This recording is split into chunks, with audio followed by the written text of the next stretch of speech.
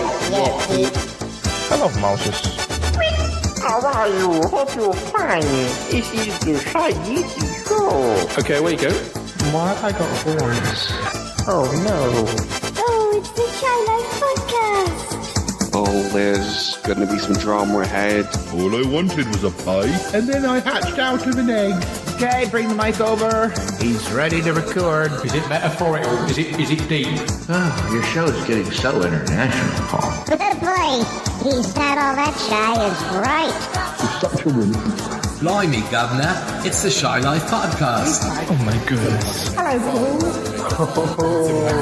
I don't know how he done it. Oh, Yeti. 785. Bonjour et bienvenue au podcast de Shy Life. Hello and welcome to another episode of the Shy Life Podcast with me, Paul the Shy Yeti. How are you doing? Oh, I'm alright. So, what's this episode going to be about? Well, we're going to the Isle of Wight again to see KV, or Mark. I can't remember what I called him last episode, but anyway, we're going to go and see him. In fact, we're going to see him twice. It's a long story. I'll explain it, but let's run the theme music. When we come back, I'll fill you in. I'll explain it. All right, run that theme music. Darling, it's the Shy Life Podcast. My favorite person is here. Keep it rolling, keep it rolling. Yes, but it's a positive thing, Paul. The High Life, the Shy Life. Go Shy Yeti. I'll go anywhere but the taser. Delicious. Hello, Captain. Oh, have you ever found out my secret? Yes, we have. I love the Yeti. That's my favorite thing. If you thought that was bad, just listen to this. Yeah, I'm strangely drawn to Yeti Uncle John's ankles as well. I could eat my body weight in crisps. Has anyone seen my hot sausage? It's all gooey and meaty and yum, yum, yum, yum, yum. It was enormous. I don't think I'm ready to speak about it. It's been a while. That's right. Here comes the grizzly. It's the Shy Life Podcast. I can't wait for it to begin. Alright, I'm just being an alien. I like that. Hi there. Marvelous. Marvelous, Paul. Oh, sitting back, smelling nothing, anything.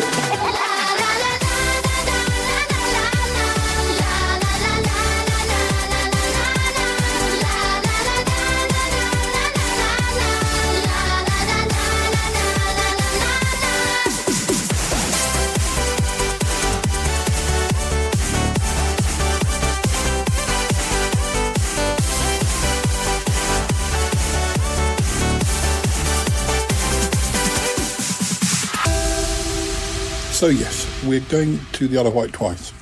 In fact, what's happened is that I went to see KV, Mark, on two occasions, one in July and one in August. At time of recording, it's the August trip. But, before we get to that, I've got some highlights from the July trip. We did get out and about. There were some nice ice creams and lots of other goodies, but we didn't record it all.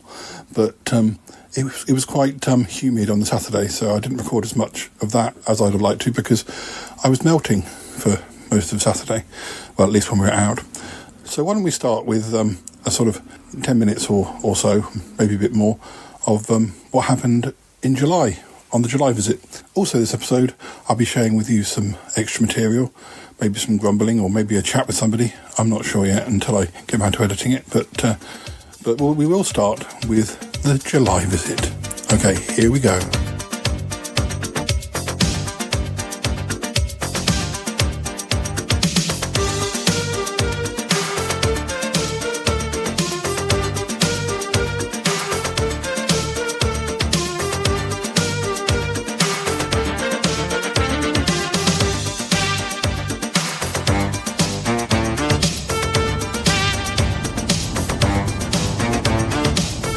Hey, listeners, I'm in the taxi, heading to Woking.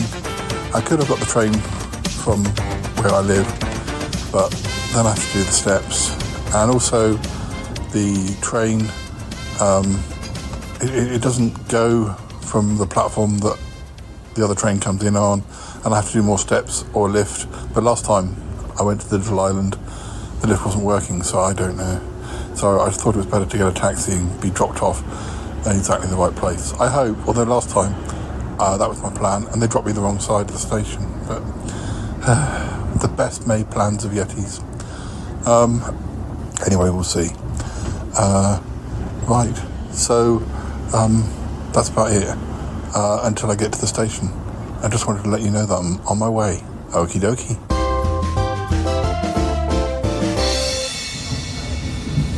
The next station is Fratton. Please mind the gap.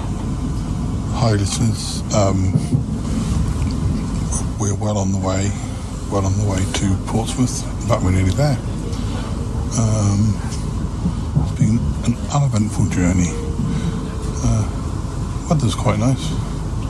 It's quite warm in the train. You can't open the windows, but I guess there's meant to be air conditioning. It's not evident. Never mind. Anyway, I should have plenty of time to catch the next ferry. I think we've only got another 2 or 3 stops.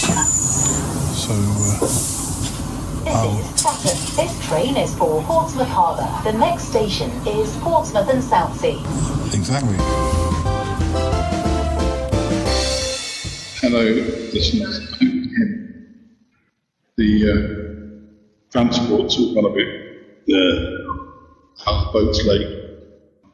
It means I will miss connection with the train, and I miss the bus, and then by the time I get to Newport, there may not be any buses, so we have to get a taxi.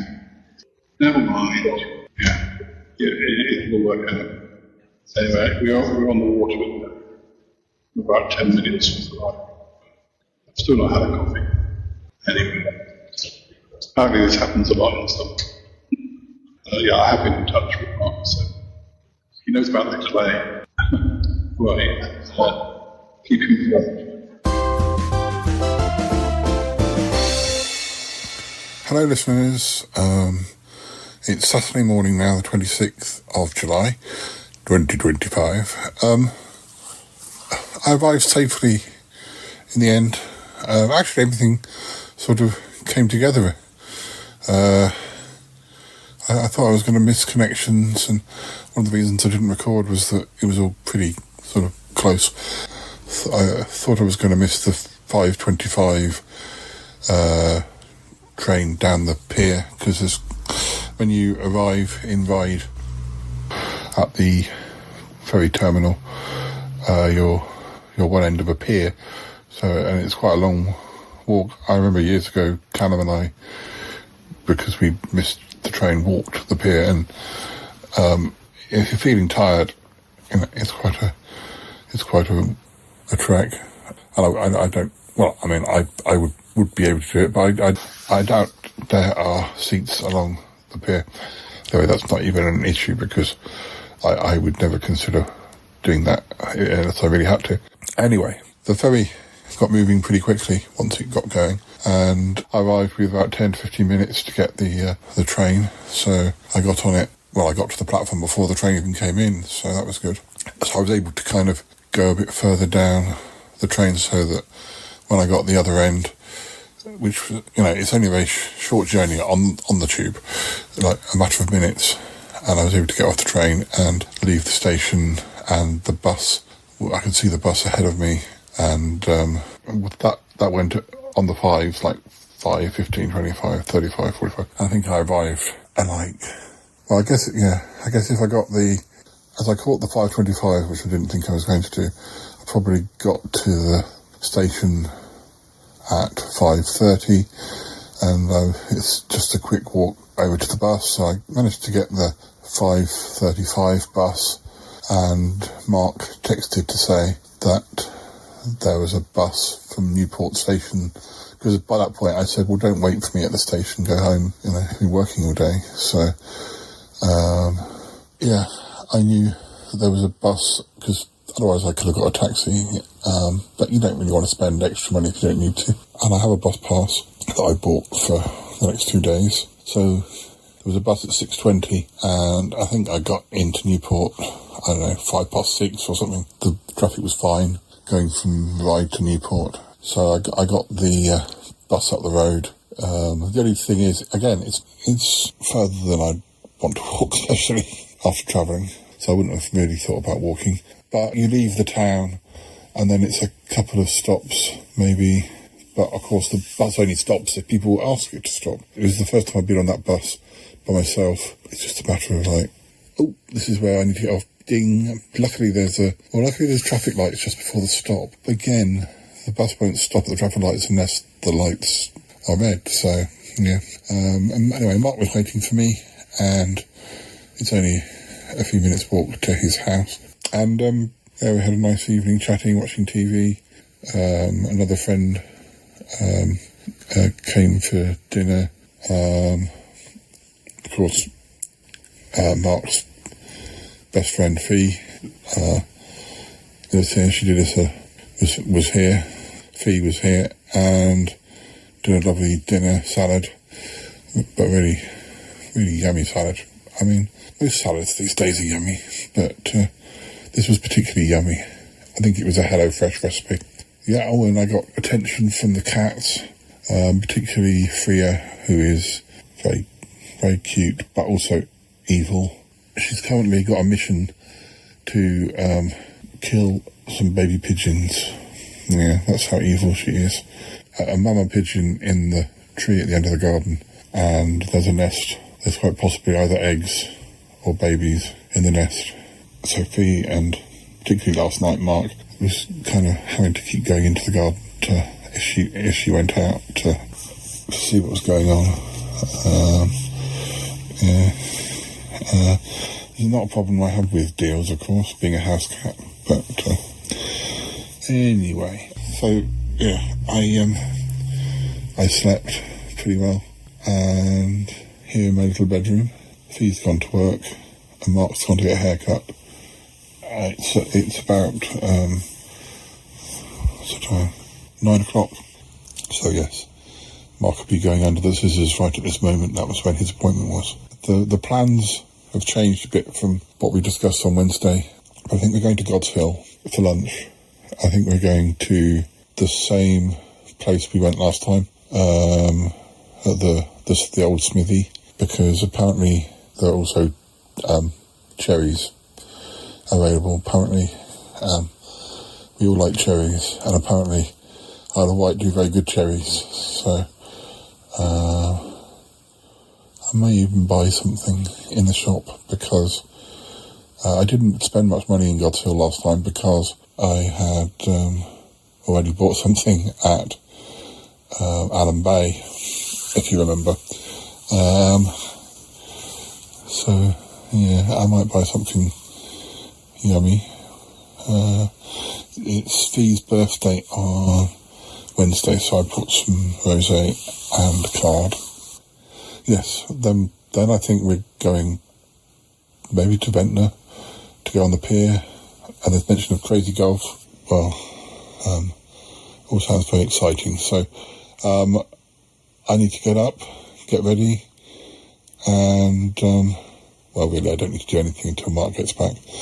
So I can just sit here and talk to you as long as you like. No, we ought to get going. We ought to get moving, because there are things to see and things to do. And yes, I do need to take my pills and things and do some bits before Mark gets back. Okay, I don't know where we'll be when I speak to you next. I probably won't record until we're on the bus to God's Hill, or in God's Hill itself, or something. Anyway, right, I'll shut up. More in a bit. Hello, listeners. We're in God's Hill. We've just been to the cherry stall. I also went to the cider bar and bought cider, strawberry cider and plum cider, and some black garlic ketchup. And I've just bought some cherries and 2 boxes for £6. So and that now we're heading off to the what it's called, the place where we had lunch last time, which was very nice. I'll report back later.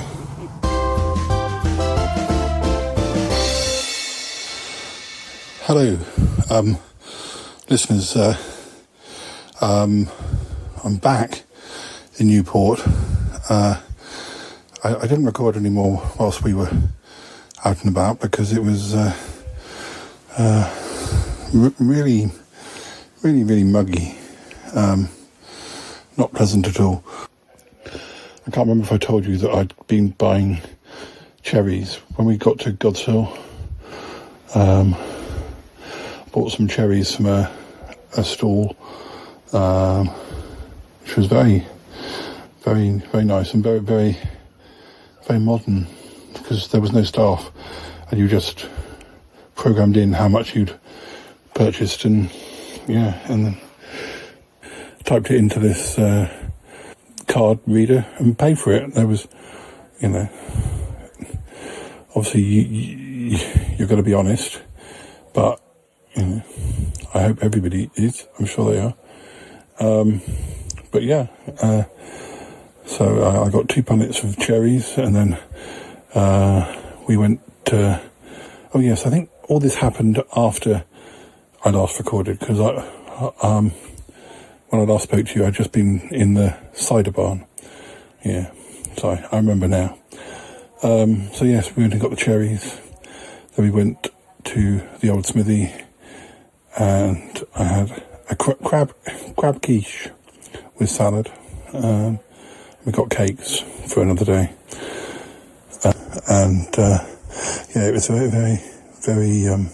very screechy. There were some very screechy children, really screechy. I mean, if only I'd have had the willpower or whatever to record. Ouch, really screechy. Anyway, I was a bit worn out by then,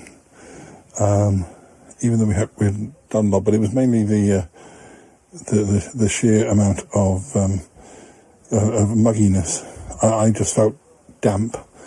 We were going on to do something else, but we decided, we were all feeling quite tired and damp, so we came home again, which, it was sort of 4 o'clock by the time we got home, so it wasn't like we came back terribly early. We've just been chatting and watching TV, and there is a hot pot for dinner in a bit, which I'm looking forward to. It sounds great. And tomorrow we're going to Ventnor. I can't remember if that's where we were supposed to go today, but didn't. But anyway, there's ice cream mentioned, like really nice ice cream. So that's exciting. I don't know how you've been getting on. What have you been listening to? This is probably going to be the last thing I record today on Saturday. Tomorrow is Sunday, and I'll try and record a bit more than I did today, but it was enough just to keep going today because it was icky and sticky. So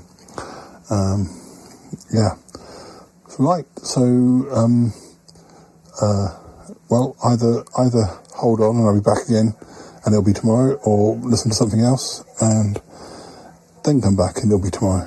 It's really up to you. Well, I guess it's up to future Paul, but there we go. All right, I'm going to go and try some of that cider I bought earlier. Plum cider and strawberry cider. Well, I've had strawberry cider before, but not this make, but plum cider. I'm quite excited about that. I'll report back. And, yes, woohoo, with the hot pot. Yum yum. I'm in Ventnor. Mark and I are outside Crave ice cream shop. There are lots of freshly made flavours, ice cream flavours. They change it every day. Today some of the highlights are M&M's chocolate brownie, banana with spiced mermaid rum, caramel, coconut, mango and white chocolate, Nutella donut, blueberry ripple, coffee toffee, rice pudding with jam, banoffee New York cheesecake, crunchy peanut butter, mint aero, licorice and blackcurrant, caramel fudge, lemon curd tart, matcha and strawberry iced latte, milk and cocoa pops, mango and passion fruit, Milky Bar, raspberry and lime Eton mess, hazelnut, summer fruits yogurt, vanilla, and then there are 3 vegan ones, so Mark can have one of those. Limoncello sorbet, dark chocolate, and banoffee pie. Which ones will we get? I'm torn.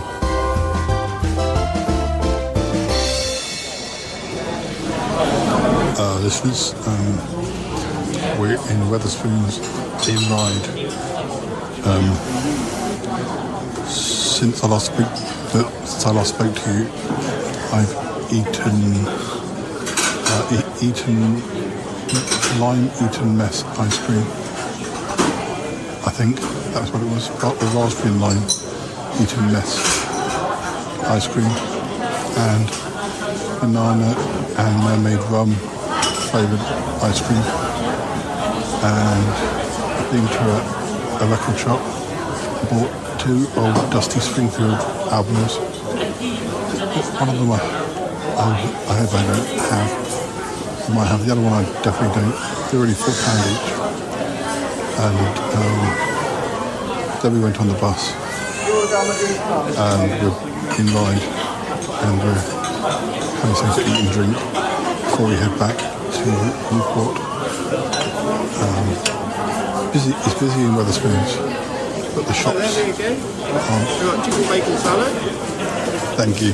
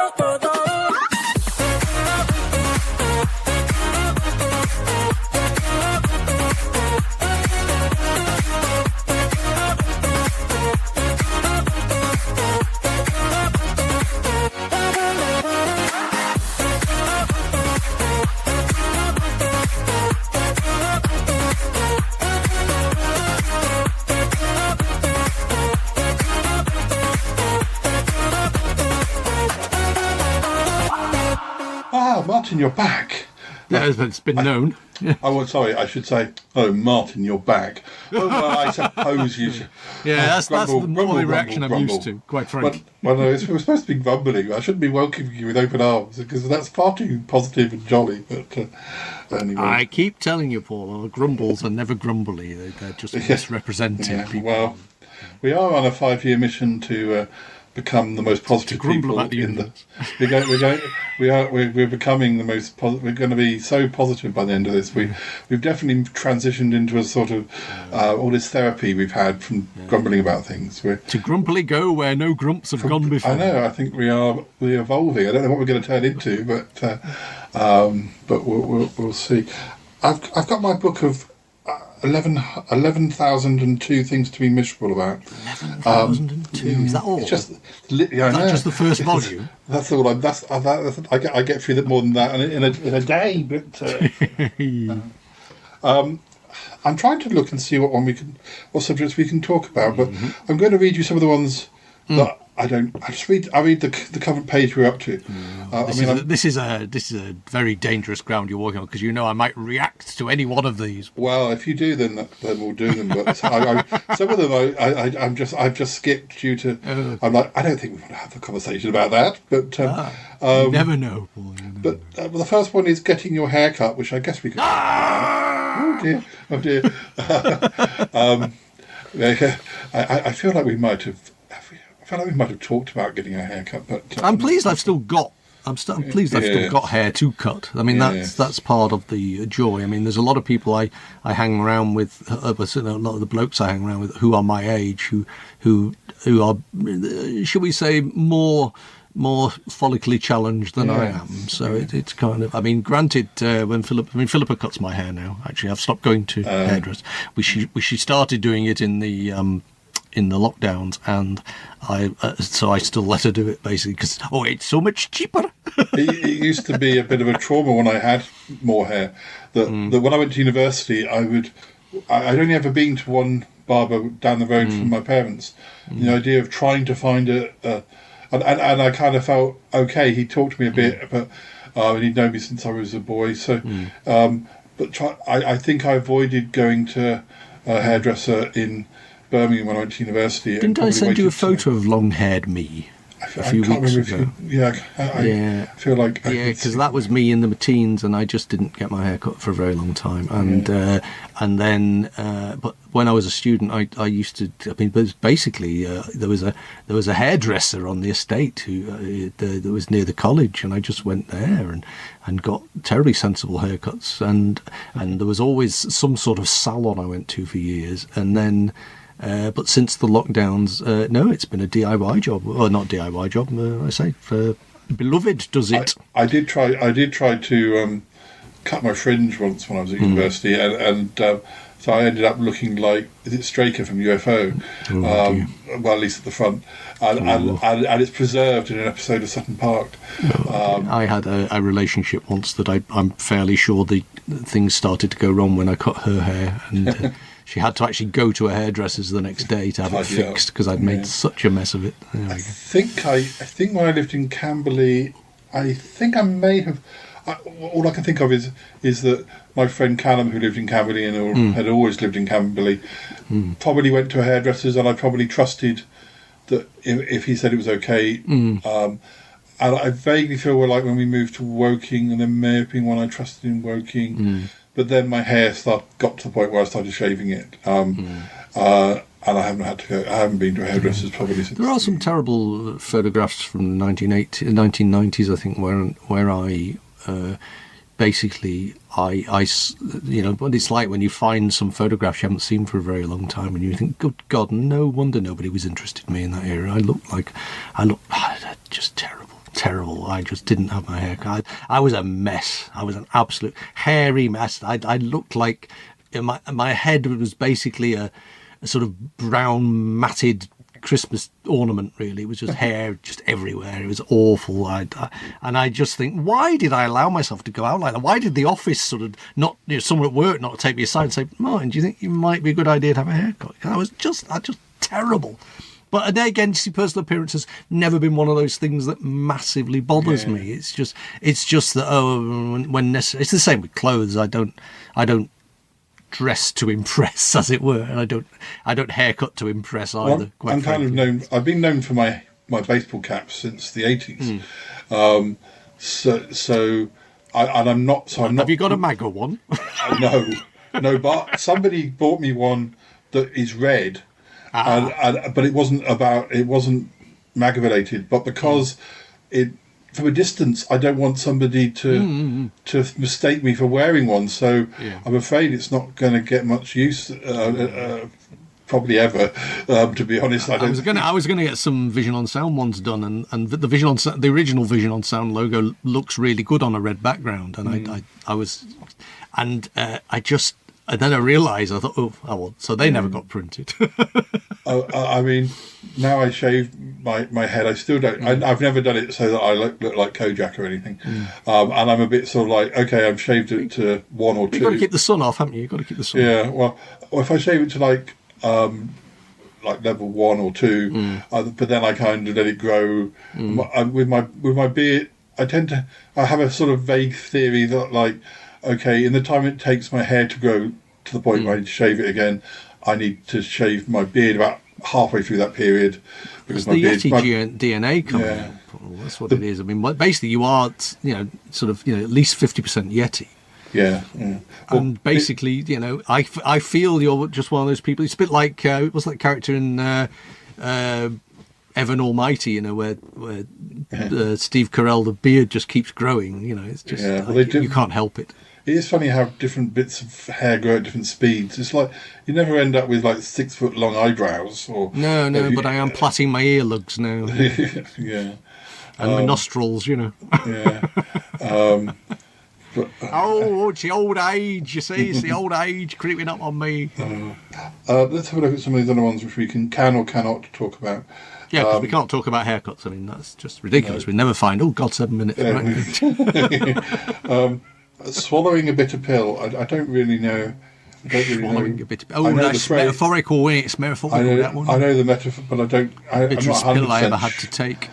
Yeah, I get. Is that like accepting something you don't like? Yeah, is that what it means? So, yeah. It's basically. I don't. I think it's. Well, I mean, it's one of those things that sometimes you just got to, as it were, roll the potato. You've got to, even if. It's good for you, even though you put up with some. I don't know. I mean, I think basically, if having to, I think my entire life has been a bitter pill, quite frankly. Some days. That's what I mean. I'm not sure. I do remember at work when I used to work at the library I worked at the longest. Sometimes my boss would ask me to do things that I either. This is moving into dodgy territory. Well, no, we were pandering. We were pandering to somebody who hadn't done, whose job it was to do. The library got given a job that wasn't really our work, and then it would come down to me. And the way I kind of dealt with it would kind of be grumpy, go away anyway. Yeah.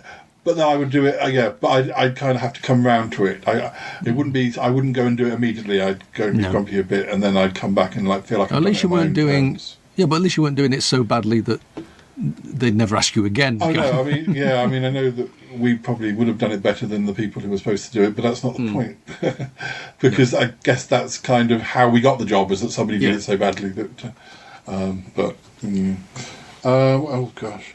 Having to send a fax when you don't have a fax machine. Well, that's most people these days. How is this book? This book is probably. I have memories, actually, weirdly enough, where we used to have to do them at work, and I remembered that Meryl used to keep the company fax machine because she was the company secretary, I think, and occasionally someone would. One of our suppliers would ask you to fax the information over, and you just sort of go because nowadays you just email it, wouldn't you? You just attach the thing to an email. But back then, you could, I think you could type messages, but you couldn't send graphic or something. It was very weird. There was a long time before our company decided that we were worthy of having internet access and things. They thought basically because we were artists we would abuse it or be sending, I don't know, cock pictures to all the clients or something. I don't know what they thought we'd do, but we didn't get access to it. We weren't important enough.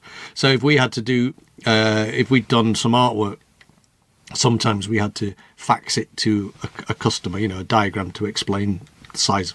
I'm trying to think. I definitely was faxing things in the noughties, like inquiry. Right. I don't know if that's because we didn't, like, if somebody wanted something, we didn't have the ability to scan a page from a magazine, but we could photocopy it and fax it. Right. I wonder if I'm trying to think what these are sometimes like when we were helping out, another library would call and say so and so wants some particular information which we might have, and whereas you later on you would have scanned it and emailed it, But I guess that's the sort of thing we were. I loved the fact with suppliers that it just gave them plausible deniability, because they could say it never arrived. You know?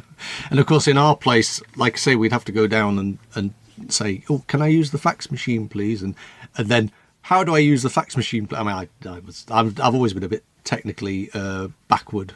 Or at least about 5 years behind the current trends. It's my phone is 5 years old. My computer is 10 years old. You know, I mean, that's why when Skype went, my entire sort of podcasting world looked like it might fall apart, because those were there were things that I was still using, and then the upgrades wouldn't run on my venerable computers. And so you would send these things, but then and everybody in the office, because it was in an open plan office, you can't use the fax machine and all that kind of thing. And that was something I would grumble about, quite frankly. They were never the most supportive people.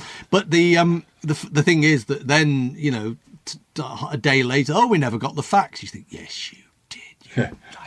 But you bring up an interesting point about what the fax machine always seems to be in the room with the most obnoxious people that you didn't want to. You're like, for goodness sake, I'm going to have to talk to so and so. It was always a big chore, wasn't it? Yeah. I'll help you. Or maybe thud. Because the floor that the fax machine was in the college, it was like that floor was like a square, 4 corridors that were a square. So you could sort of kind of go past and just kind of glimpse in. Is that person sitting at the top? I'll do another round, and hopefully he'll have gone off to have a toilet break or something, and I can nip in quickly. We got something out of faxes. Precisely. Yeah. Although, obviously, you did fax the information over to me 23 months ago, and I've still not actually received it. And then there's that thing where it used to scrunch up, the paper used to scrunch up rather than printing out. We've reverted.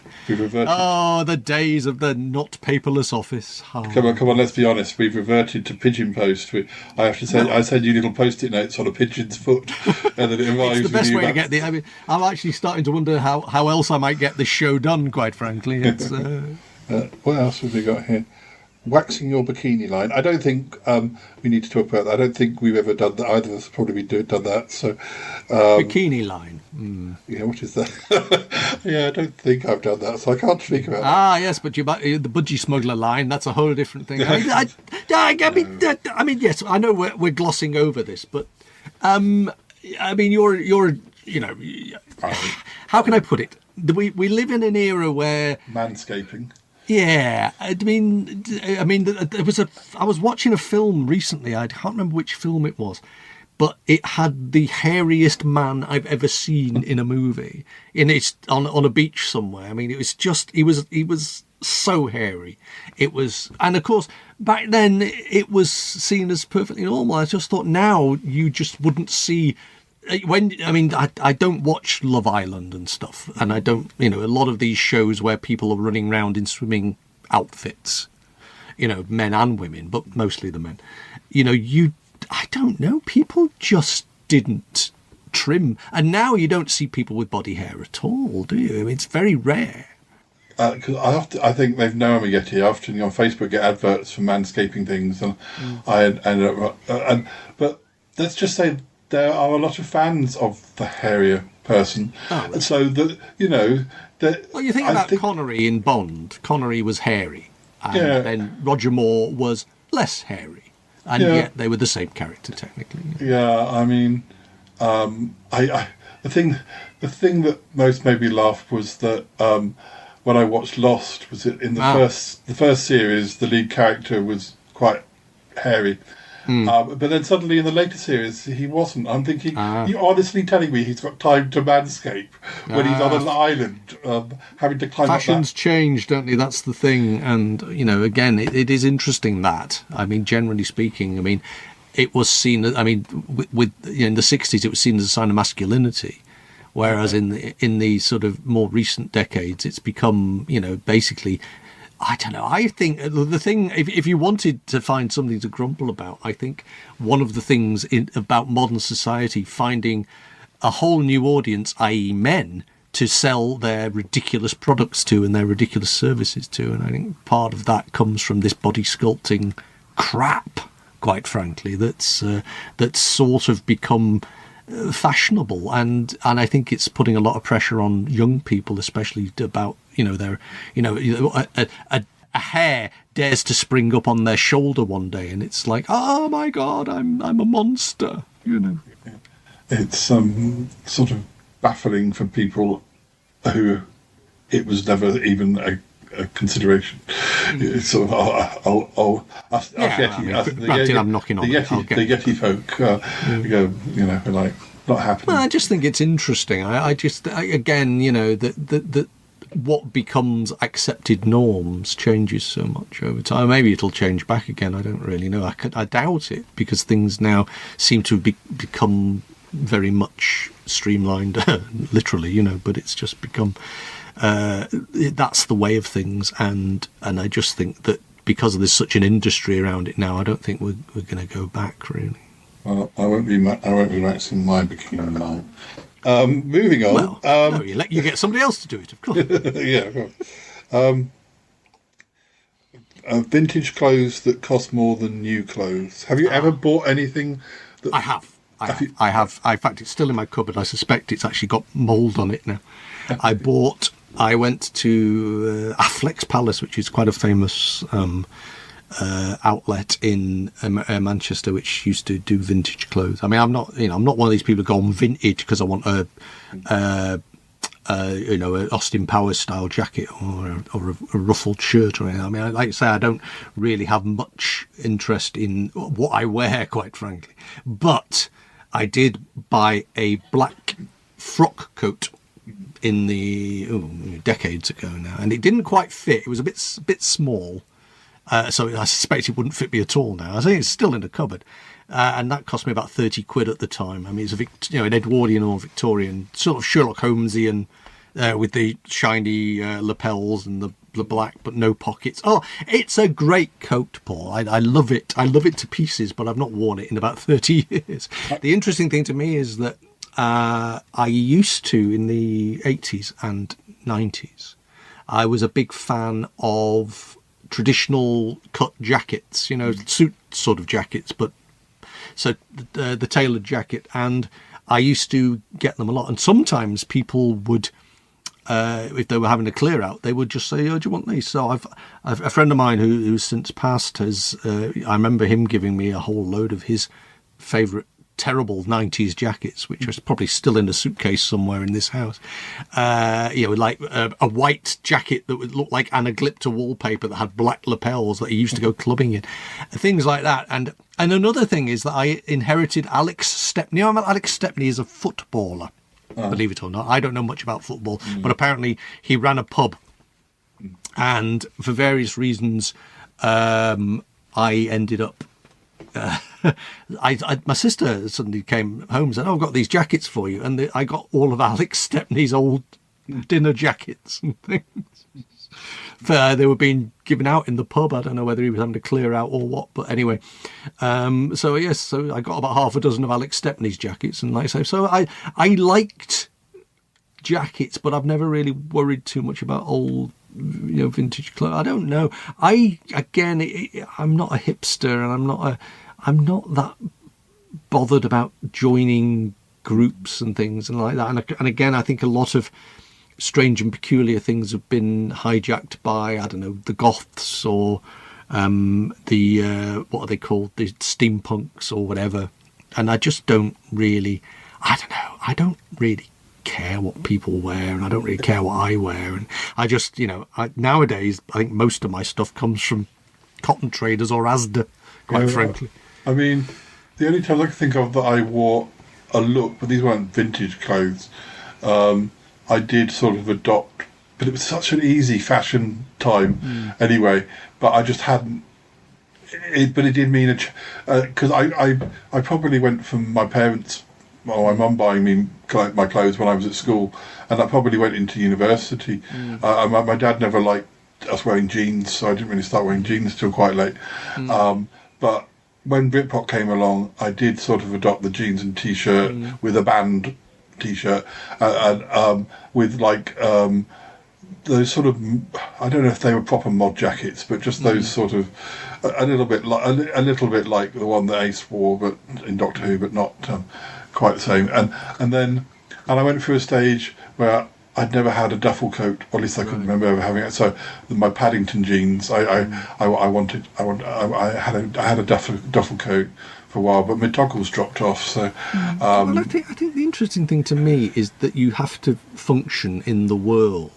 I mean, I've never been a fan of the branded T-shirt or the T-shirt with a logo on it. I never sort of wore a Doctor Who T-shirt or a Judas Priest T-shirt or a whatever band, whatever T-shirt. I never really was very comfortable with it. I mean, I do have T-shirts with things on. I mean, I went to the Cheers bar in Boston and I bought a Cheers T-shirt, or I bought a Frasier T-shirt when I was in Seattle, but I don't actually wear them. And the interesting thing to me, of course, is that a lot of people wear sports tops. Yeah.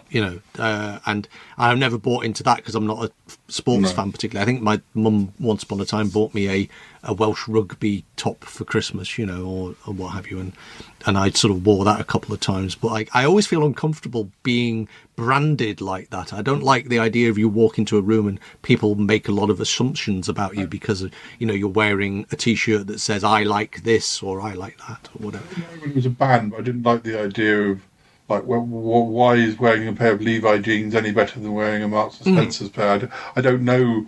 I know that it has some coin to some people. I had some but, terribly distressed Levi's when I was... Sorry, Lee Cooper. No, it was Levi's jeans when I was a student. For some reason, I couldn't afford good jeans, so I bought... The only time in my life I bought good jeans was when I was a student. I did go through a stage, because I was very late to some of these things like clubbing, and I sort of started going clubbing in Camberley with Callum in the late-ish 90s when I was in my mid-20s, but these weren't good clubs playing the sort of music I liked. No. It wasn't until I started going clubbing in London, like in my very late 20s and early 30s, that I perhaps thought, I want to get something that would be good for clubbing, because this was a club that played like rock music or indie music, and I did go through a stage of wearing like having jeans. I mean, it's probably just a cheap jeans jacket, but I used to put badges on them and stuff. But yeah, I mean, I wasn't copying anything. I know other people had done that, obviously, at different times, but I just kind of thought, I've got lots. I used to like going to Paper Chase and buying them, because they used to have really good designs of weird creatures, and so it started, I'll put one badge on, then suddenly I've got 30, but yeah, I've never, it's very rarely that I've been interested in fashion. Well, I think, the other thing is you have to function in the world. And I don't know, in the workplace, you wear something that fits in. I mean, I've never been a huge fan of the suit, and I sometimes see these poor kids who've got their first job or whatever standing at a bus stop, and I think, you poor bastard, they made you buy the most terrible suit, the cheapest, most terrible suit, because you've got to have a suit. And I think, that's a shame. I think, society's, I don't know, what, the norms, if you like. Yeah, they are very difficult. I mean, but the problem was that it used to be that if you showed any sort of kind of personal identification or personality in what you wore, it just became a stick that somebody else could beat you with. So I just sort of walked away from that. I for a long time, I very rarely wore anything other than black, because it was just anonymous enough for me, and that became a cliche. And then obviously your life moves on and someone buys you a blue shirt, so you're a person who wears blue and black.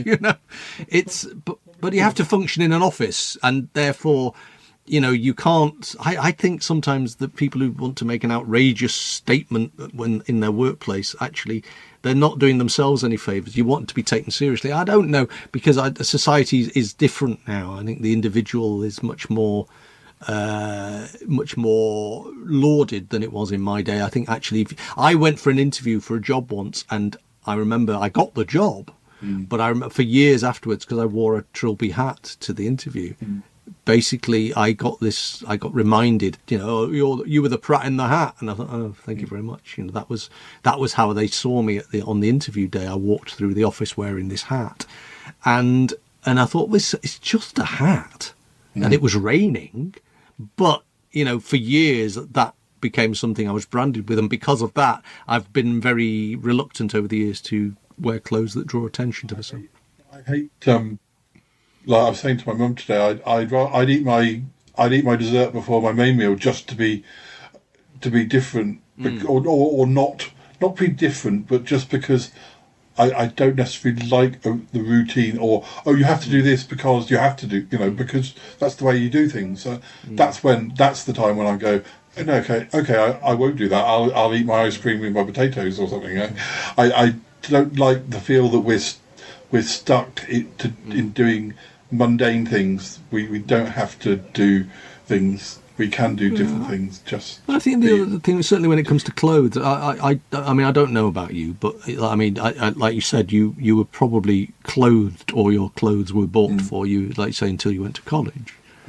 And, I have some terrible pictures. My mum used to buy me terrible shirts. I mean, terrible shirts. And the pictures of me certainly before the age of 12, when, you really have very little agency in what you wear. You are dressed by your parent. I mean, I think it must be terrible for young girls these days, because if their mums buy them clothes in supermarkets, they are basically by default put in pink, and whether or not they make a choice that they don't like that, but it's kind of like that's what girls' clothes are in supermarkets, and that's a whole different thing to get very ranty about.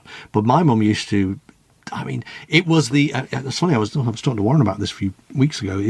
It was the era of the patterned shirt, the 70s, and she used to buy me some terrible shirts with things like, cowboys and Indians on, or flowered shirts from that age, and there are these photographs, because it was Christmas Day. I bought you a shirt and tie to wear on Christmas Day, and so there'd be these Christmas photographs of me wearing these ghastly monstrosities, because that's what your mum bought you, and that she put your new shirt on, Martin. Oh, thanks very much. And matching ties, for God's sake. I was a 10-year-old. I was wearing ties. The thing is, me not being allowed to wear jeans was made no sense really, because we live in the country, and it would have been sensible. It would have been sensible, because otherwise I was probably climbing trees either in. I mean, I guess I did go for a stage of wearing quite a lot of tracksuit bottoms, even before that became a thing that a lot of people do now anyway. But otherwise, I'm thinking I'm probably wearing what are basically school trousers, or at least smart trousers, for climbing up trees. And ultimately, I think I definitely had patches in my trousers, leather patches, because I skinned the knees off a pair of trousers or something. One of my cultural studies lecturers at college, I remember very clearly him saying one day that whatever you're wearing, whatever your look is when you're about 18, is probably what you're going to end up wearing, more or less, for the rest of your life. And I thought, that's ridiculous, but actually, when I look now at what I'm wearing, I think he may have had a point, actually. Well, partly because of ill health and stuff, I am back to wearing tracksuit bottoms a lot, because it's just easier to, when you've had leg problems, to get them on.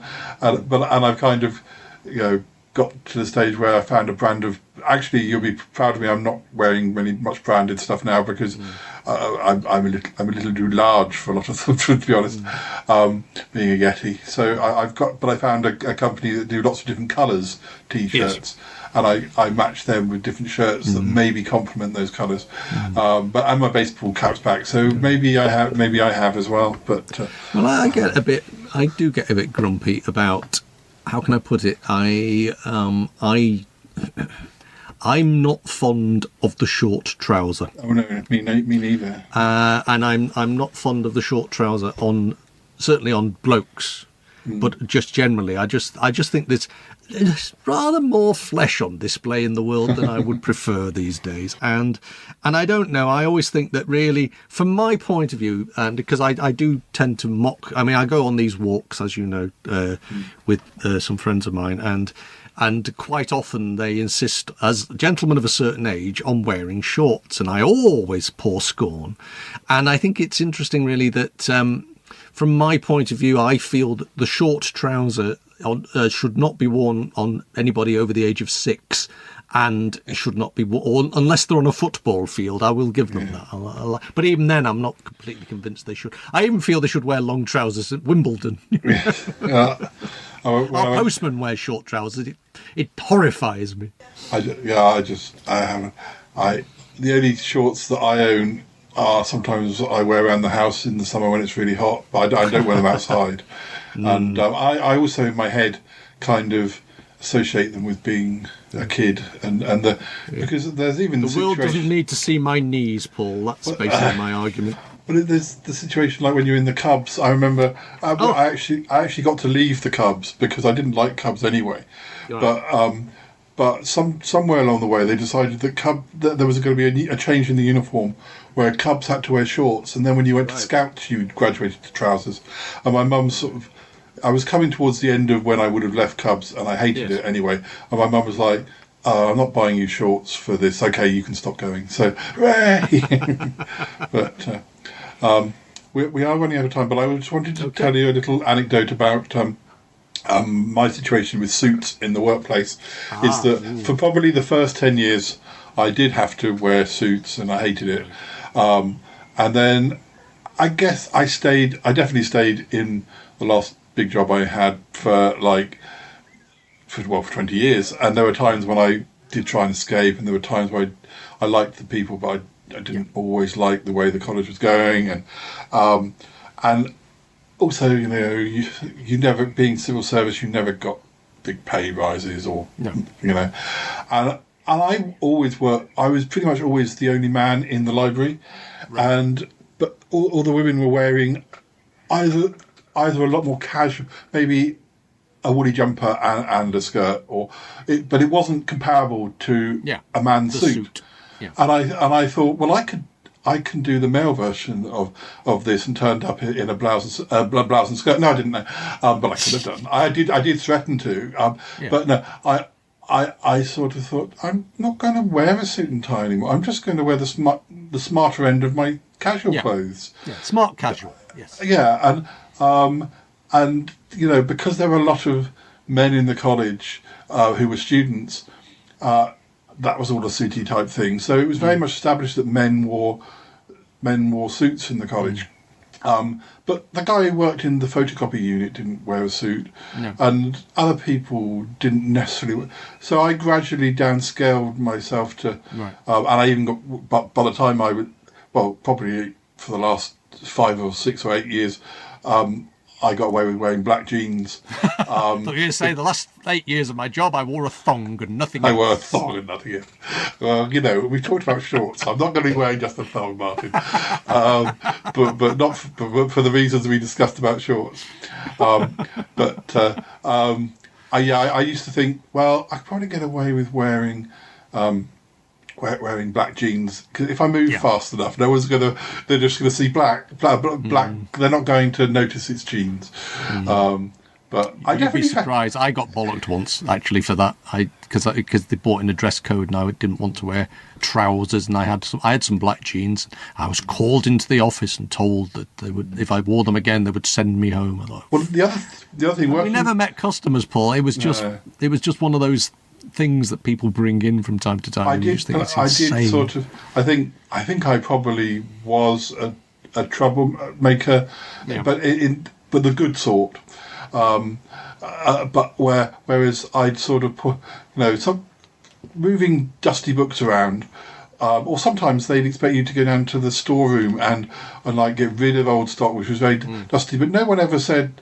So a couple of times I went, so are you going to pay me for like dry cleaning? I'm wearing my own clothes, because I mean that's one of the reasons I sort of casually used, or at least had stored up, if anyone had gone about it, was that you expect me to wear a suit, but my job isn't suitable to, for wearing a suit. Amount of times you had sort of dusty sleeves and things like that. They didn't give you overalls or anything. No, and so I kind of, and then of course it gets to the stage where the senior people leave quite quickly. They're only there for 2 or 3 years, so then it kind of, I guess, new people coming in just see the assistant librarian is wearing casual. They don't even think about it as that he used to be in a suit, because they didn't burn here when he was in a suit. So I did get away with it. Good for you. Although there's a lot of nonsense about clothing, Paul, and I think sometimes we buy into it because we're idiots, basically. But of course, it's a power thing in a lot of cases. I mean, that person bringing in his own dress code, it was a power thing. You just think it's nonsense. It can be an age thing as well, because I tried to have a conversation with my dad about, he's like, people in the 60s all wore suits and ties. Yeah, and ties. Like a tie's a smart thing, and I'm like, but why is it a smart thing? Why is wearing a bit of cloth around your neck smart? But he can't answer that. He's so indoctrinated that it is smart. He can't tell you why wearing a bit of cloth around your neck is. Well, my dad used to put smart. A suit and tie on to go shopping. He just did. But if he left the house, even when he went to the supermarket, he'd put a tie on. He'd get a jacket. When you see John Steed hanging around his flat, he might be wearing like one of those dinner jacket. He's not necessarily wearing his "I'm going to go shoot somebody" clothes, but he's still very smart. Just for drinking a gin and tonic or something. But you even watch something like the Likely Lads or something in the 60s. They're really what we'd call now dressed to the nines just to go to work. Yeah, I mean. It's a different era. It's just a different world, and it was just the way of things. But it just now you think, lighten up. Oh well, thank you for opportunity to have a grumble about things. Well, I hope you enjoyed it, Paul. I did. I mean, no, I hated it. I'm so cross now. Yes, fair enough. Okay, always a joy, Paul, or a whatever. Yes, it's part of therapy. We are becoming better people for it. So. Fabulous. Nice to speak to you. You take care. Yeah, speak to you soon. Bye.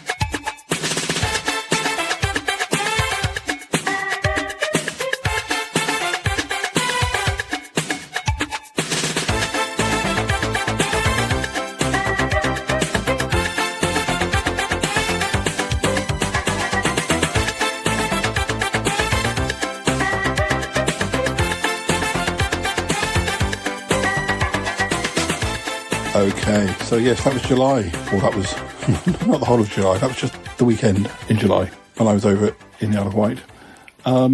Now, the August visit is a little bit more top secret. What can I say? Well, we're going to a garlic festival. Well, as you know, we had a lot of experiences and bad experiences too, with yoga vampires. So when the mention of a garlic festival came up, I thought, better be safe than sorry. What better idea than to visit Mark over here and get some garlic, and all sorts of garlic. So this half of the episode, I'll be sharing with you what happened in August, this visit. And I just hope there's no vampires in disguise at the garlic festival. Do you think they'd be that bold? I'm not sure. Anyway, well, let's have a listen and see what happens to me now. All right, have a listen.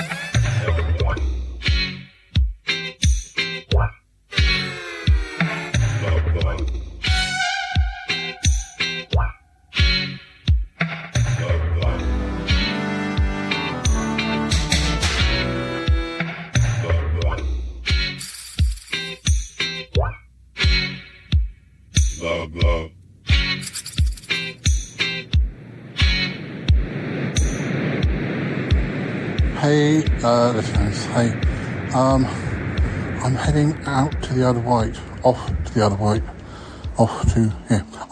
Isle of Wight again. This is my second trip in 3 weeks. This time I'm going to the Garlic Festival with Mark and Fee, and, I've got a whole shopping list from Yeti Uncle John of garlic-based products that he wants me to bring back, just in case the yoga vampires make a comeback during the autumn. He's staring at me. Yes, Uncle John, I have the shopping list. All right, Paul, I understand. Yes. I don't know why you wouldn't let me come with you. Well, because there's not room at Mark and Fee's house. I'm not topping and tailing with you. Oh, it's not very nice. Also, when you get around the garlic, you'll just go out of control. Well, it's true. I do have a bit of an allergy to garlic. Is it because you're part vampire?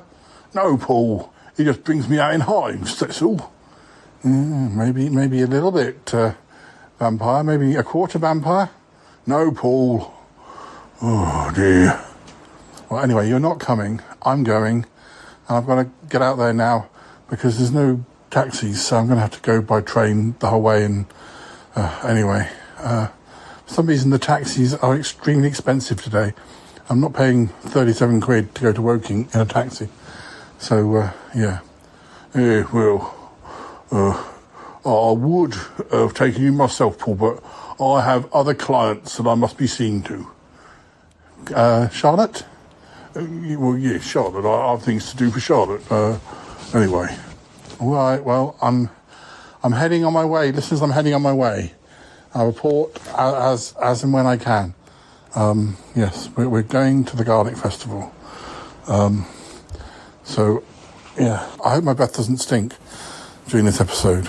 You may need to wear protection in case the garlic fumes permeate out of this podcast. All right, bye for now.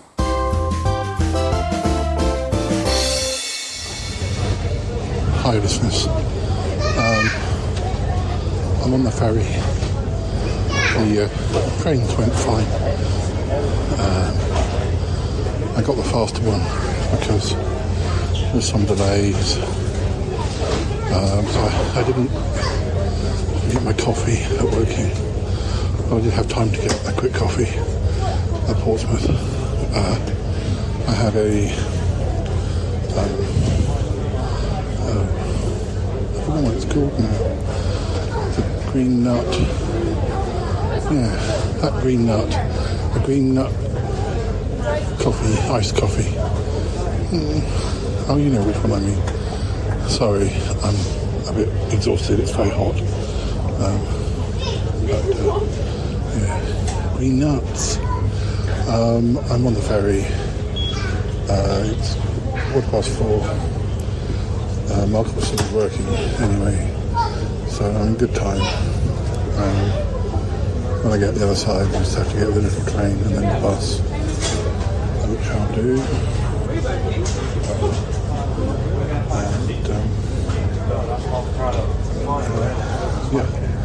And then the bus when I get to Newport. I've not mentioned to Mark too much anything. Well, I've not mentioned anything to them about Yoga Vampires. They think I'm going to the Garlic Festival for garlicky reasons, which I am to a certain extent.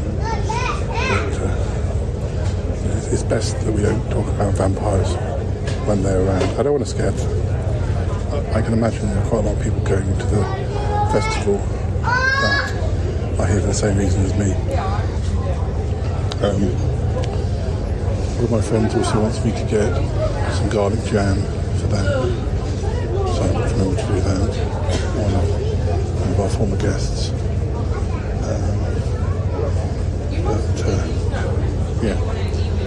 I haven't remembered what the green nut is.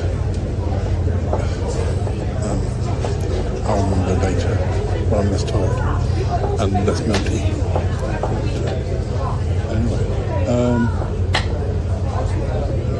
Yes, we're about to move, so I don't know when I'll report next. Anyway, I am on my way and all is well. So I'll, at the very least, I'll report from my room when I get to Marks. Tomorrow is the Garlic Festival, so we'll see. We'll see what happens. Okay.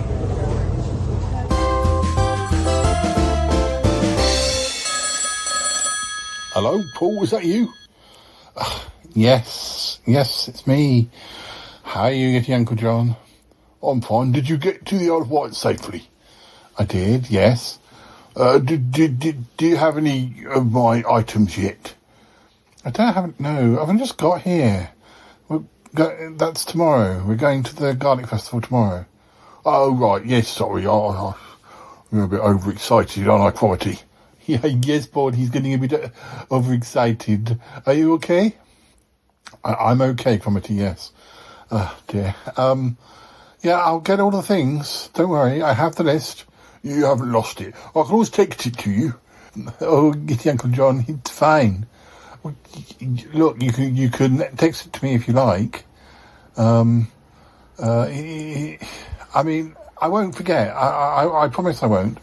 And I've talked to Mark about, where I should get these items, and he assured me that they'll all be there. So, be careful, Paul, because like vampires, yeah, they might be waiting outside. Oh, yeah, Uncle John, don't try and scare him. I'm not. I'm just concerned. Look, I'm taking all that into consideration. But anyway, I need to head to bed because it's quite late. I said this to him, Paul. It's quite late. Oh dear. Oh, I'm sorry, Paul. I just wanted to check. Just in case I missed you in the morning. And anyway, all right. Well, I'll let you know how it goes. And you guys take care. Look after him, won't you, Cromitty? Oh, I will. Good night, Paul. Oh, yes. Good night, Paul. Do be careful. I will. I'll be very careful. Hi, listeners. It's Saturday morning. We're about to go off to the Garlic Festival. I remembered the name of the nut, by the way. Pistachio. Yeah. It was an iced pistachio coffee from Costa, is what I had. Yeah.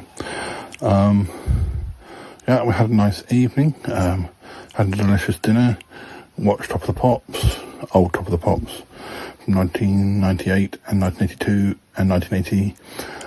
And, yeah, generally hung out. I got to say hello to the cats, Freya and Bonds, and slept pretty well. Got to have a lie-in, and have had some breakfast and a shower, and I'm all ready to go to the Garlic Festival. Yes, so I don't know if vampires go to garlic festivals wearing some sort of protection to sabotage it, so I will keep an eye out. And I have my own protections, just in case. You never know who you're going to see, do you? Right, so let's get going. Hopefully I'll report back from the Garlic Festival. And hopefully there'll be lots of sounds and music and things going on that I can record, as well as garlic top secret missions. Yeah. All right. More in a bit. All right, talk to you later. Love you too. Bye. Hi listeners. I'm at the Garlic Festival. Pretty busy. I'm just taking a little sip whilst the other two go round one of the tents. They're quite hot inside, quite muggy inside the tent. The weather is overcast but warm. It's supposed to be coming out sunny, but it's not yet. But no sign of vampires, but it is difficult. I bought my sunglasses that were supposed to sort of, you wear them and you can pick them out in a crowd, but unfortunately, because it's warm, I keep sweating them up, steaming them up, I should say, I suppose. We have bought a few garlic products, but I'm doing a sort of once around the stores before I pick particular things from Vic Uncle John's shopping list. As I say, I've got my little, those of you who've listened to me for many years may remember I have this little seat, which is like a toadstool, but it's not. But anyway, it extends out to a seat. So I'm using that and just having a seat because there aren't many actual seats here except for the stools. There are one or two bales of hay, but they were taken. So anyway, I'll report back more. I'm just going to chill here for a little bit longer. Right, more in a bit.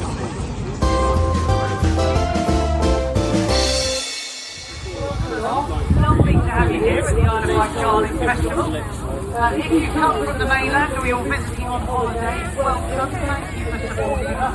And if you're islanders, well, it's lovely. We do something unique here on the Isle of Wight. We eat garlic and we enjoy it. Wait a minute. Hey listeners, another report. Yes, I've just been buying garlic jam. It was on my list, and Mark and Fee are queuing for the sweet corn roast, which these sweet corns are the biggest sweet corns I've ever seen. They're ginormous. Apparently they're slathered in garlic butter and stuff. So I just had to say yes. So I did.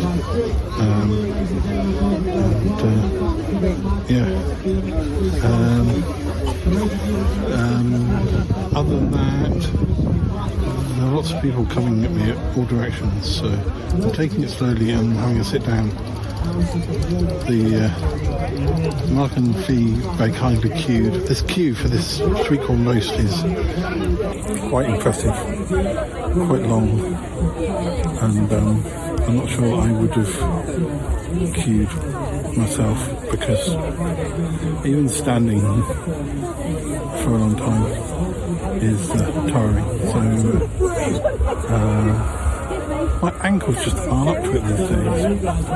So I'm going to sit and wait whilst the others queue. But I shall let you know what the sweet corn roast is like. And we'll get some nice cider, possibly. Mango cider has been recommended. Although I don't know that it'll survive this weekend. There's a good chance I'll be drinking it later. If I get it, that is. But I can see Fee and Mark, they are progressing. They are getting closer to the front of the queue. I better go because apparently there's a bit of a treat coming, apparently.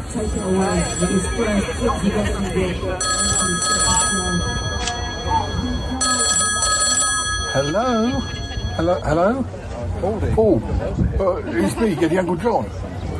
Hi, Yeti Uncle John. Are you at the Garlic Festival yet? I am. I'm just having a sit down. Oh, yeah. Oh, well, I hope it hasn't worn you out, all this shopping for me. No. I'm just taking it easy. I've just picked up the garlic jam you wanted. Oh yes, garlic jam. It's very useful. You can smear it on them and they can't get it off. Okay. I'm just waiting for a corn on the cob, actually. Fee and Mark have kindly agreed to, well, in fact, they insisted. They're in the queue. It's quite a long queue. Corn on the cob? Well, why do I need to know about this? Well, partly I'm making conversation. Oh, right, yeah. And partly it's smothered in garlic butter. Oh, they're quite interesting. I wonder, would it be possible to get the name and address of the company that does this? Because I guess, maybe you could trick a vampire to eat a corn on the cob without them realising. Well, from the looks of it, they're quite big. What, the vampires? No, the corn on the cobs. You could use them as a steak. You know? Garlicky, delicious corn on the cob steak. I don't know. They're probably not hard enough. I mean, vampires, chest cavities. Anyway. Oh, Paul, you're getting quite macabre now. Quite gory. Well, yes. I'm sorry. It's all right, Paul. Have you got most of the things on my list? I have.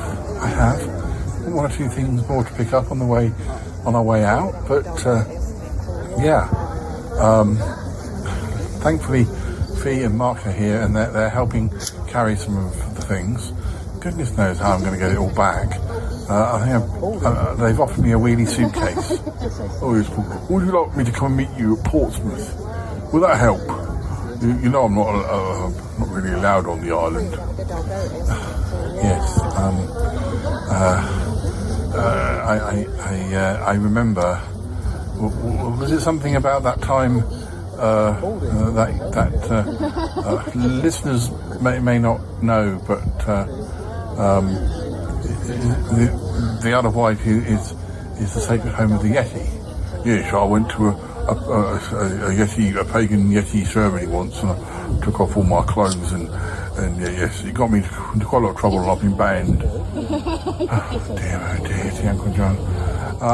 Well, you know, maybe the ban has ended. But oh no, Paul, I'll get a letter each year saying you're still banned. All right then. Well, I've got to go. I can see my corn on the cob approaching. Oh, you lucky thing. I am, aren't I? Look, I'll let you know how it all packs up. I'll probably be okay, but yeah, I mean, we'll see. Maybe I don't really want you to have to come away to Portsmouth. Just to, if I've got that far, I should be fine. All right, then, Paul. Well, be careful. You've not seen any vampires. Although, yeah, I mean, there are signs mentioning vampires, so people are aware. I haven't even told the listeners about this, but I'm not aware that I've seen any vampires. But are you wearing them glasses? Well, they keep steaming up. It's quite muggy today. Oh dear, Paul. Don't get into trouble. I won't. I won't take my clothes off and run around at a pagan Yeti ceremony either. No, you don't want to get banned. Oh dear. Well then, Paul, safe from garlic shopping. Thank you. Right, more in a bit. Yes, Paul, take care. Bye, Eddie Uncle John.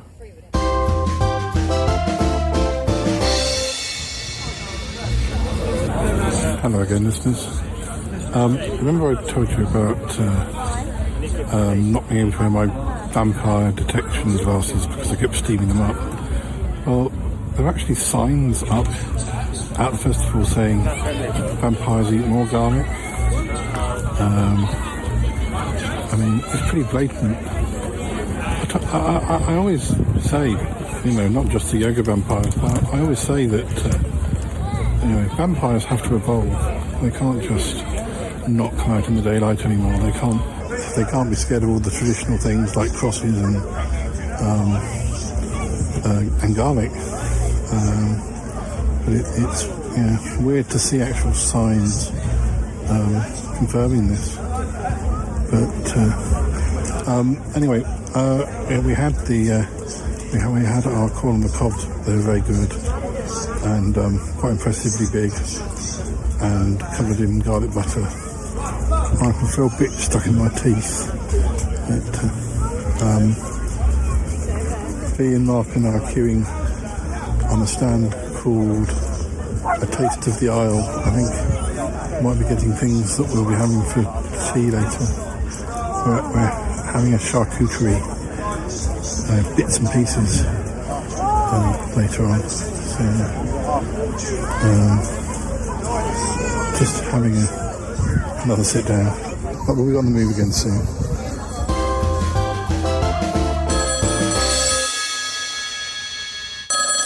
Hello, Quality. How are you? Oh, I'm fine. Yes. How are you doing? Fine, yes. Did you get all of Yeti Uncle John's shopping? I did, and more. The festival's on today as well, but, the Saturday and Sunday. But really, I got everything I needed yesterday, so, today we're going to, have an ice cream and, have some lunch out and, just chill out really, because it's quite, it's August, it's quite sunny, is Yeti Uncle John with you? Oh, I am.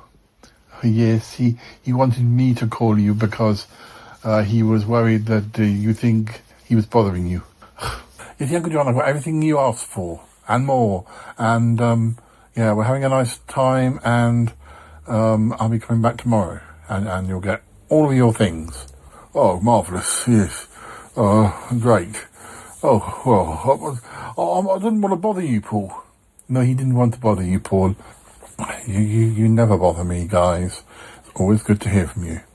I'm just, look, I can't stop because I've got to go and get this ice cream. We've got to go on a bus. We've got to get on 2 buses. Ice cream's a serious matter. It's not all about garlic, Yeti Uncle John. Oh, yeah, well, believe it or not. Yeah. All right. Any, do you think you'll need my help tomorrow? No, I packed all of the stuff into a wheelie suitcase and I think I'll be able to manage. Anything I can't take, Mark will bring over next time he comes to visit. All right? All right, Paul. See, Yeti Uncle John had said everything would be fine. Yes, I knew. I knew. Yeah, that's great. Yeah. Okay then, bye guys. Goodbye, Paul. Have a good afternoon. Oh yes, goodbye, Paul. Thank you. Bye-bye. Well, listeners, it's a quick overview of Sunday. We came back from the Garlic Festival and had a nice dinner, and Sunday Mark and I went to Ventnor again, a bit like we did on the other visit that you've already heard. We went to Craves, the ice cream shop. I bought a baseball cap this time.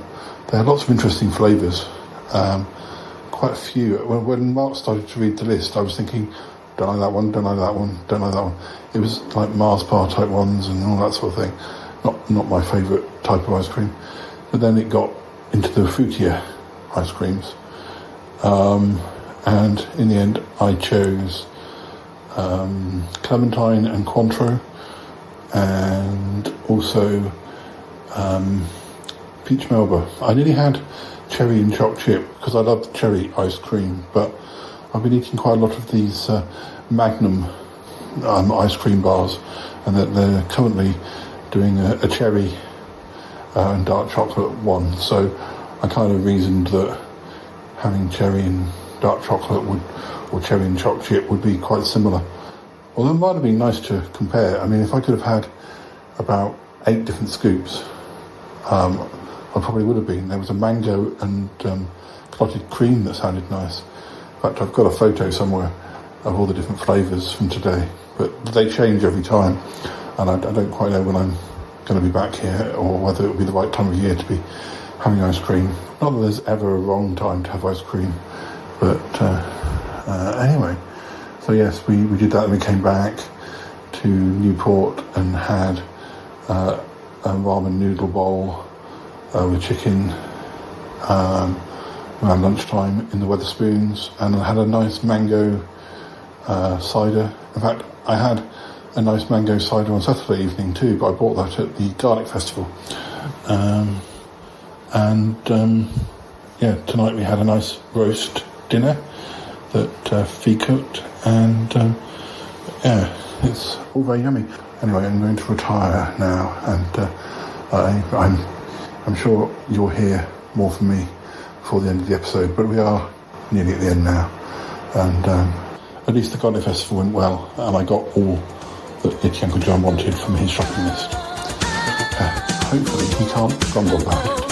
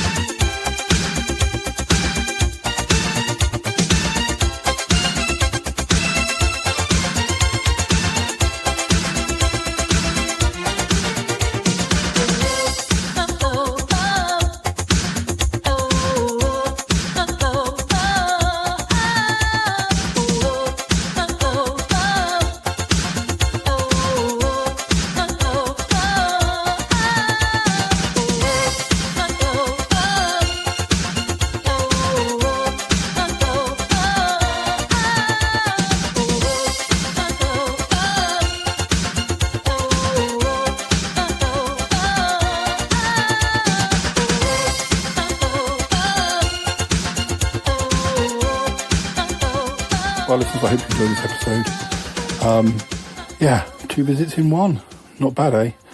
And hopefully now I'm safely protected from any passing vampires. I will smell like garlic, but, you know, it's worth it just to be sure. As some of you know, the Isle of Wight is the ancient home of the Yeti.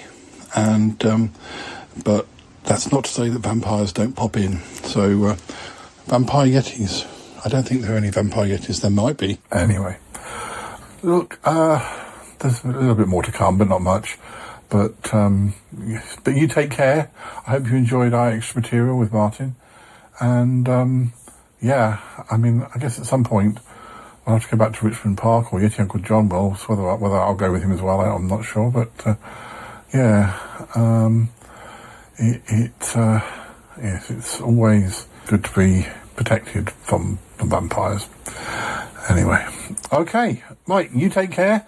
Plenty of episodes in the can. Join us again soon. All right. And hopefully I'll be back in the Isle of Wight before the end of the year, but we'll see. All right, okay, take care. Bye-bye for now. Bye-bye.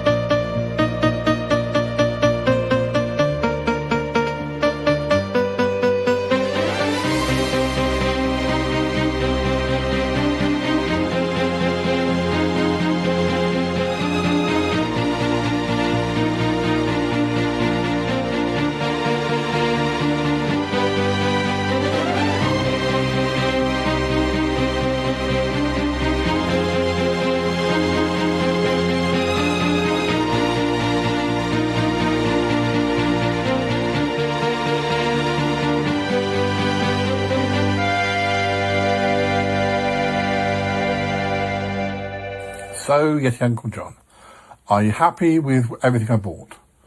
Paul, I'm overjoyed. I'm absolutely overjoyed. Absolutely overjoyed. You got every single thing on the list. I did. It wasn't that difficult. I got most of it from this, the one company, but the garlic farm. But I got a little extra because, why not? Absolutely, Paul. I don't want to be greedy, though. No, yes, Uncle John, I understand that. And, were you really worried about me? I mean, were you really worried? Did you think there'd be vampires over there? Oh, Paul, I didn't like to say anything. In fact, I was playing it down. There were reports of vampires, like in the area from our sources. Not garlic sources. No. Were there really? I mean, there were signs at the actual festival warning that, vampires, some vampires actually love garlic. As I was saying to the listeners, it's got to the stage where they've evolved. We know that. Yes, exactly. I mean, they have to evolve, don't they? Or they all go up in dust or something. Well, yeah, I mean, so many people have seen vampire movies that, that they know what to do. And, they're quite clever, aren't they? Even the yoga vampires. Quite clever that they're able to do that. Yes, Paul, yes. Well, I'm just glad you were safe. I took precautions, took all the little knickknacks and all the little trinkets with me that are supposed to work. Yes, well, I'm glad you did. Good boy. Thank you. Oh, Paul, you look like you had a good time. I think you caught the sun slightly. Well, I mean, it was a bit overcast on the Saturday, but on the Sunday, it did come out, and when we were ice cream hunting, as it were. Of course, this episode I shared with the listeners 2 trips to the Isle of Wight. Not just the garlic visit, but the time before. Not a lot happened, but two visits in one episode. Oh, Paul, you've been going there quite a lot recently. Well, yes. I mean, it's because I'm friends with Mark now, and Fee, and Bonds, and Freya, the cats. I get invited over 3 times this year. I'm beginning to know my way around a bit. Oh, that's nice, Paul. That's good. They're not vampires, are they? No, Mark and Fee aren't vampires, and nor are Bonds and Freya. I'm glad to say, not even vampire cats. Oh dear. Well, don't you joke. There are such things as vampire cats. Yeah, of course there are. Vampire bats, vampire cats, vampire mices. and everything. Oh dear. I can hear the theme music coming. So maybe we should stop speaking. I think that's a good idea, Paul. Oh, yeah, all right. I gotta go now! Bye! Gotta go, bye!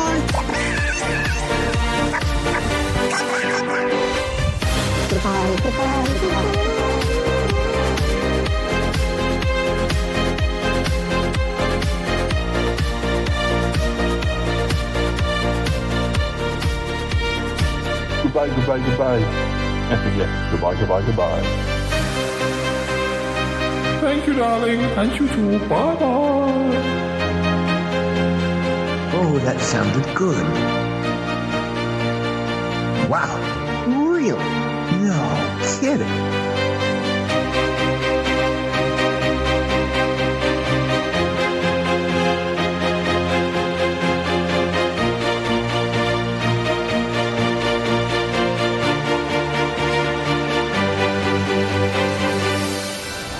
This show is part of the Pride 48 network.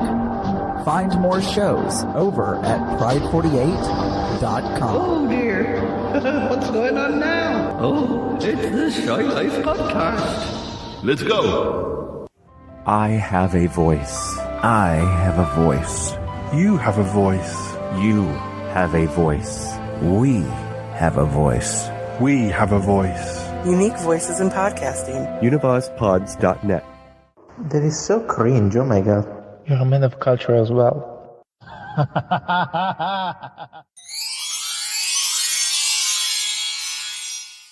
So, Paul, I have a question. Yep, what is it? Paul, he wants to ask you about the ice creams this time.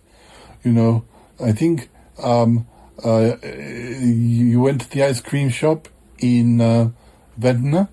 Yes, that's right, Craves. Yeah, I bought a baseball cap this time. You might see me wearing it around the house. Or outside even. Oh boy. I think you read all of the ice creams. The first of the 2 trips in this episode. I think I did, yes. Yes, because there's a board outside Craves, which is the flavours they're selling that particular day. So, and it's different. So I don't think there were any flavours that were the same this time. It was all different. I mean, different the second time from the first time, if you know what I mean. Yes.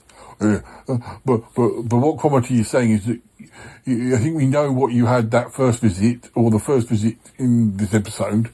But what about the second time? What about the garlic festival weekend? What were the ice creams then? Let me have a look.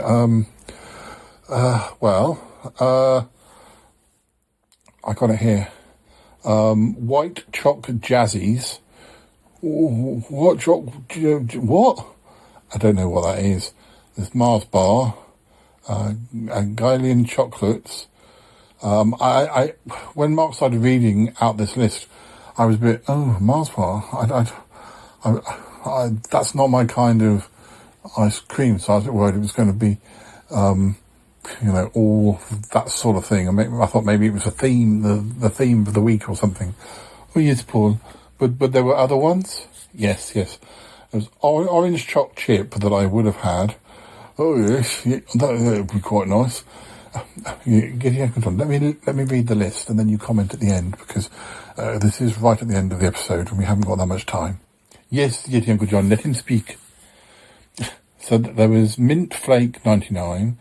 Again, malted teaser cookie. Again, a bit like the Mars bar one. And I was thinking, it's not going to be it's going to be all chocolatey and stuff. But then it changed, and there was clotted cream and mango, which I didn't have, but I would have done.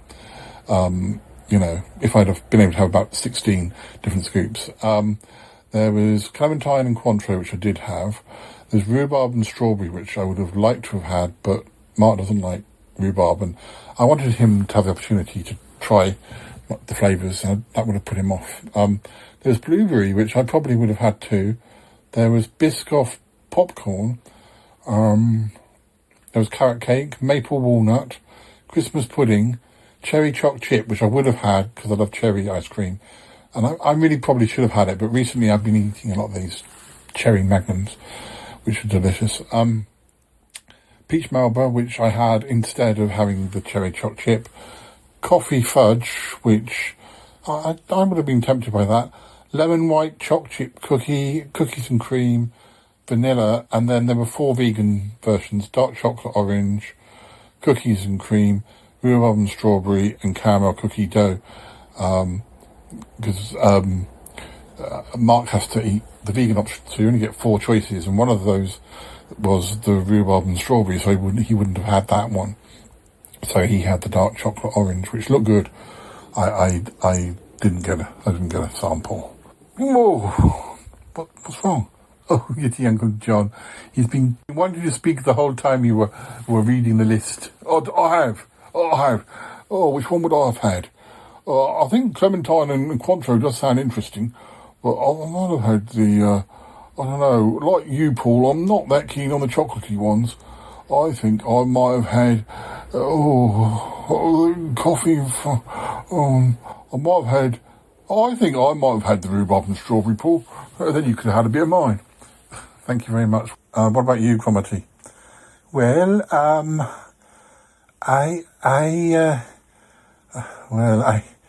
I feel like I probably ought to have the vegan option because sometimes my stomach can be a bit rumbly, but I don't know. Christmas pudding. I'm intrigued. Yeah, I guess that would be interesting. But anyway, hopefully we'll go back to Craves another time. Maybe you can come with me, Cromitty, but as you know, Yeti Uncle John's banned. Oh, Paul, don't bring up again. Oh dear, poor Yeti Uncle John. Anyway, we ought to go. Yes.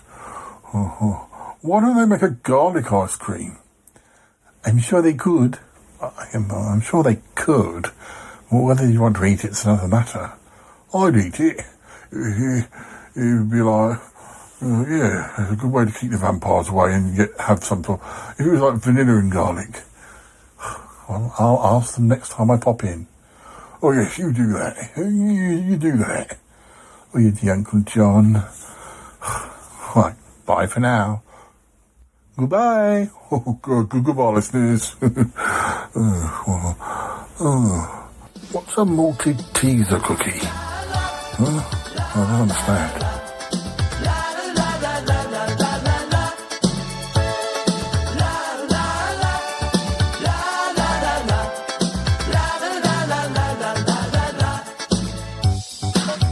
This is just the weirdest thing I've ever heard. Well, gotta tell you, I didn't expect that.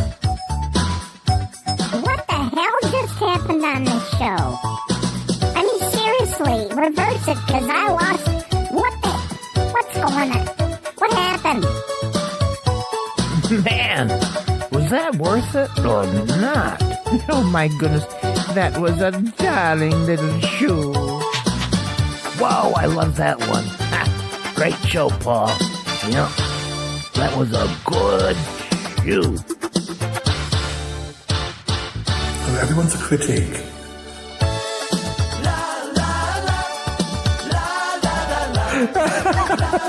That was beautifully done. I'm going to have some orange squash now. Exciting life. Et voila.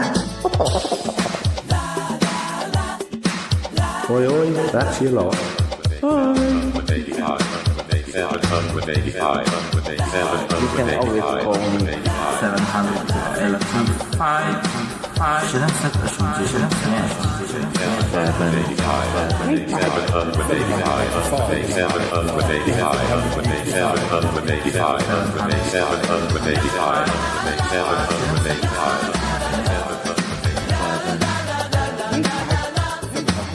Talk to you soon. Bye. Thank you. Bye. Bye. Take care. Bye.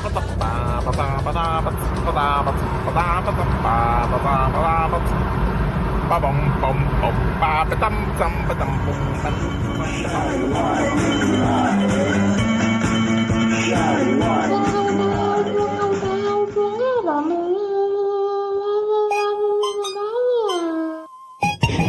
Okay, stopping recording now.